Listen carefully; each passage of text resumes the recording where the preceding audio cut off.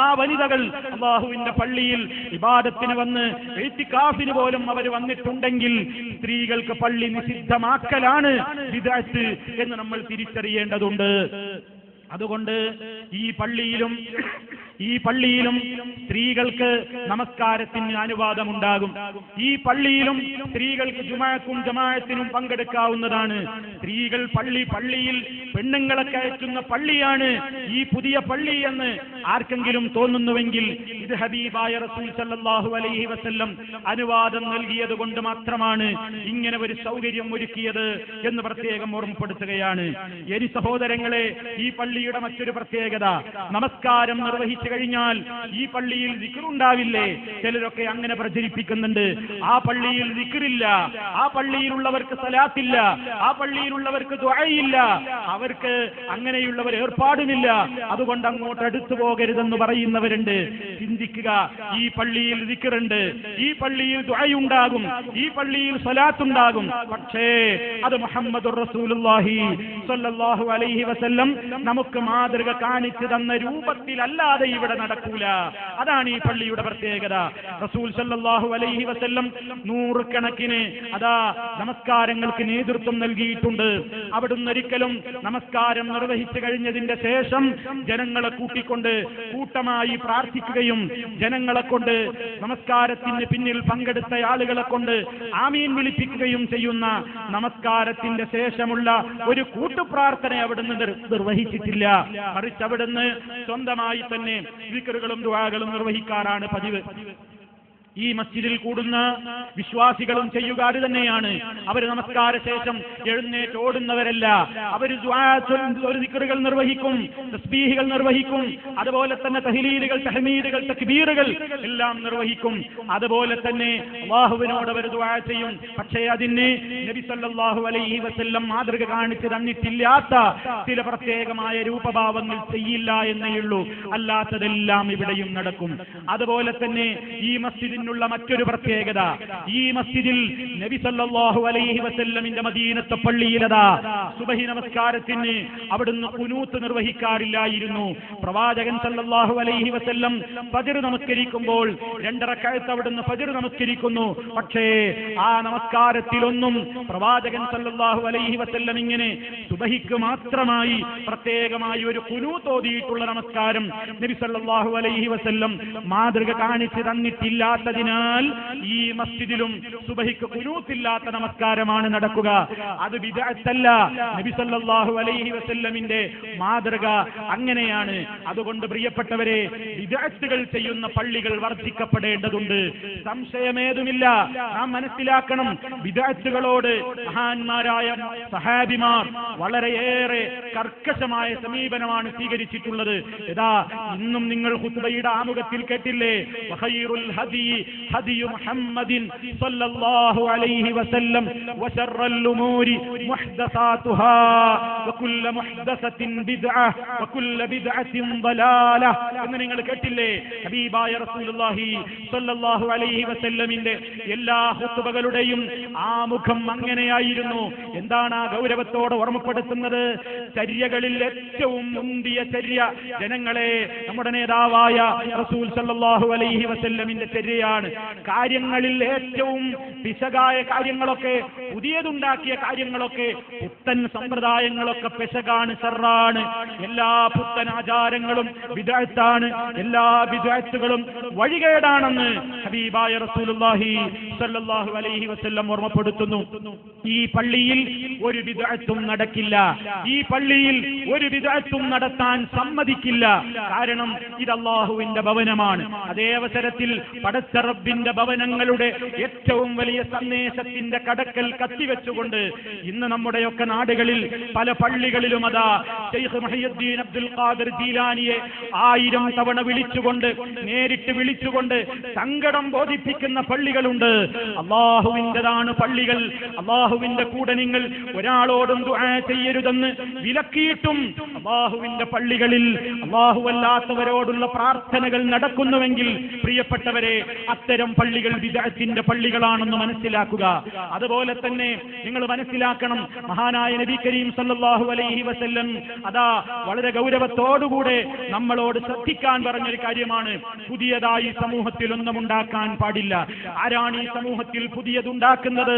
നിങ്ങൾ നോക്കൂ, അതാ ഖബറുകൾ കെട്ടിപ്പടുത്തുകൊണ്ട്, അതുപോലെ തന്നെ ഖബറാളികളെ വിളിച്ച് പ്രാർത്ഥിച്ചുകൊണ്ട്, ഖബറുകൾ പോയി ചുംബിച്ചുകൊണ്ട്, ഖബറുകൾക്ക് മുമ്പിൽ വിളക്ക് കൊളുത്തിക്കൊണ്ട്, ഖബറുകൾക്ക് മീതെ പട്ടുവസ്ത്രം മൂടിക്കൊണ്ട് ചില ആളുകൾ സിയാറത്ത് എന്ന പേരിൽ, ഖബർ സിയാറത്ത് എന്ന പേരിൽ എന്തൊക്കെയോ നടത്തുന്നു. ഹബീബായ റസൂൽ സല്ലല്ലാഹു അലൈഹി വസല്ലമിന്റെ കാലത്ത് ഒരു ഖബറും ചുംബിക്കപ്പെട്ടിട്ടില്ല. മുസ്ലിമീങ്ങളോട് ബറക്കത്തിന് വേണ്ടി നിങ്ങൾ ഏതെങ്കിലും ഖബർ ചുംബിക്കൂ എന്ന് ഹബീബായ റസൂൽ സല്ലല്ലാഹു അലൈഹി വസല്ലം പറഞ്ഞിട്ടില്ല. ഒരു ഖബറിന്റെ സമീപത്തും ബറക്കത്ത് ഉദ്ദേശിച്ചുകൊണ്ട് വിളക്ക് കൊളുത്തുകയോ അതുപോലെ തന്നെ ജാറം മൂടുകയോ അതല്ലെങ്കിൽ അതിനെ വലം വെക്കുകയോ ചെയ്ത ഒരു സമ്പ്രദായമില്ല. അതേ അവസരത്തിൽ ഖബറുകൾ നാം സിയാറത്ത് ചെയ്യണം. അത് നമ്മുടെ പരലോക ലക്ഷ്യത്തെ മുൻനിർത്തിക്കൊണ്ട് മരണസ്മരണ നമ്മുടെ ഹൃദയത്തിൽ തളം കെട്ടി നിൽക്കുമാറ്, അതുപോലെ തന്നെ പരലോക ബോധം നമ്മുടെ ഹൃദയത്തിൽ നിലനിൽക്കുമാറ് നിങ്ങൾ ഖബറുകൾ പോയി കാണുക. നബി സല്ലല്ലാഹു അലൈഹി വസല്ലം പറഞ്ഞു, ആ ഖബറിൽ കിടക്കുന്ന വ്യക്തിക്ക് വേണ്ടി അല്ലാഹുവേ നീ അദ്ദേഹത്തിന് പുറത്തു കൊടുക്കണേ, അദ്ദേഹത്തിന്റെ ഖബർ വിശാലമാക്കണേ, അദ്ദേഹത്തിന്റെ ഖബറിൽ നീ വെളിച്ചം പരത്തണേ, പ്രകാശം ചൊരിയണേ, ഖബറിലുള്ള എല്ലാ ഭീതികളിൽ നിന്നും ആ സഹോദരിയെ രക്ഷപ്പെടുത്തണേ എന്നിങ്ങനെ ഖബറാളിക്ക് വേണ്ടി നിന്നുകൊണ്ട് ദുആ ചെയ്യുന്ന ആ സിയാറത്ത് ഇസ്ലാം പഠിപ്പിച്ച ശരിയായ സിയാറത്താണ്. അതല്ലാത്ത, ആ രൂപത്തിലുള്ളതല്ലാത്ത ഖബറാളികളെ വിളിച്ചുകൊണ്ട് പ്രാർത്ഥിക്കുവാൻ വേണ്ടി ഖബറിന്റെ സമീപത്തേക്ക് പോകുന്ന സിയാറത്ത് ചെയ്യുന്ന ആളുകൾ സമൂഹത്തിൽ ബിദ്അത്തുകളാണ് ചെയ്തുകൊണ്ടിരിക്കുന്നത്. അല്ലാഹുവല്ലാത്തവർക്ക് വേണ്ടി നൂറുകണക്കിന് ആടുകളെ, അല്ലാഹുവല്ലാത്തവർക്ക് വേണ്ടി അറവ് നടത്തുന്ന സംസ്കാരം ജാഹിലിയ്യ കാലഘട്ടങ്ങളിൽ ഉണ്ടായിരുന്നു. പല പ്രതിഷ്ഠകൾക്ക് വേണ്ടിയും പലരിൽ നിന്നും പുണ്യമുദ്ദേശിച്ചുകൊണ്ടും ആടുമാടുകളെ നേർച്ചയിട്ടുകൊണ്ട് അറവ് നടത്തുന്ന ഒരു സംസ്കാരം ജാഹിലിയ്യത്തിലുണ്ടായിരുന്നു. ഹബീബായ റസൂൽ സല്ലല്ലാഹു അലൈഹി വസല്ലം പറഞ്ഞത്, ലഅനല്ലാഹ് മൻ ദബഹ ലിഗൈരില്ലാഹ്, ലഅനല്ലാഹ് അല്ലാഹു ശപിച്ചിരിക്കുന്നു, മൻ ദബഹ ലിഗൈരില്ലാഹ് അല്ലാഹു അല്ലാത്തവർക്ക് വേണ്ടി അറവ് നടത്തിയവനെ ശപിച്ചിരിക്കുന്നു എന്നാണ് ഹബീബായ റസൂൽ സല്ലല്ലാഹു അലൈഹി വസല്ലം പഠിപ്പിക്കുന്നത്. ഈ പള്ളിയിലും പരിസരത്തും, ഈ പള്ളിയുടെ പരിസരത്ത് വെച്ച് അല്ലാഹുവിന് വേണ്ടി അറവുകൾ ഉണ്ടാകുമെന്നതല്ലാതെ അല്ലാഹു അല്ലാത്തവർക്ക് വേണ്ടിയുള്ള ഒരറിവുകൾ ഉണ്ടാവുകയില്ല. പ്രിയപ്പെട്ടവരെ, സമൂഹത്തിൽ ബിദ്അത്തുകളോട് എത്രമാത്രം ഗൗരവതരമായ സമീപനമാണ് ഇസ്ലാം സ്വീകരിച്ചതെന്നറിയാൻ ചരിത്രത്തിൽ രേഖപ്പെടുത്തപ്പെട്ട, അതുപോലെ നമുക്ക് വായിക്കാവുന്ന ചരിത്രം അതാ അബ്ദുല്ലാഹി ഇബ്നു ഉമർ റളിയല്ലാഹു തആല അൻഹു ഒരു പള്ളിയിലേക്ക് കയറി ചെന്നപ്പോൾ അതാ അനവസരത്തിൽ ആ പള്ളിയിലെ മുഅദ്ദിൻ ളുഹർ നേർച്ചതാ അസ്സലാത്തു ഖൈറും മിനൻ നൗം എന്ന് ബാങ്കിൽ കൂട്ടിച്ചേർക്കുകയാണ്. ബാങ്കിൽ അസ്സലാത്തു ഖൈറും മിനൻ നൗം എന്ന് ളുഹർ നേരത്ത് പറയേണ്ടതല്ലല്ലോ, അത് ഫജ്റിന് പറയേണ്ടതല്ലേ.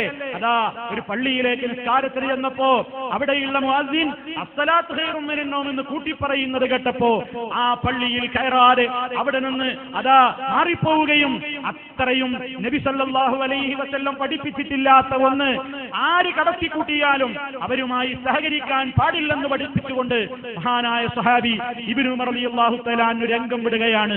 ഗൗരവത്തോടെ എന്റെ പ്രിയപ്പെട്ട സഹോദരങ്ങൾ മനസ്സിലാക്കുക, ഹബീബായ റസൂൽ സല്ലല്ലാഹു അലൈഹി വസല്ലം പഠിപ്പിച്ചു തരാത്ത എന്തൊരു കാര്യമാണ് ഈ ഭവനത്തിൽ ഉണ്ടത് ഒരാൾക്കും അത് തെളിയിക്കാൻ സാധ്യമല്ല.